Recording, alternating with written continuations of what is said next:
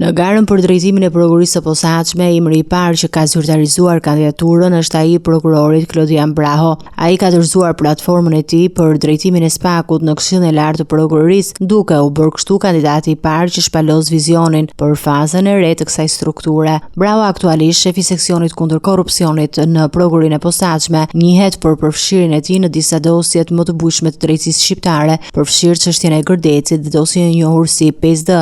Në platformën e tij, Braho pritet të parashtrojë prioritetet për forcimin e hetimeve ndaj korrupsionit në nivele të larta dhe rritjen e transparencës në raport me publikun. Sipas afateve të përcaktuara nga Këshilli i Lartë i Prokurorisë, dita e mërkurë 8 tetor është afati i fundit për dorëzimin e platformave nga të gjithë kandidatët që synojnë të drejtojnë qeverinë prokurorëve. Burimet nga KLP-ja bëjnë me dije se disa prokurorë të tjerë të SPAK-ut kanë shprehur interes për të konkuruar, por në ditët në vijim do të mësohet zyrtarisht se sa prej tyre do të formalizojnë kandidaturat.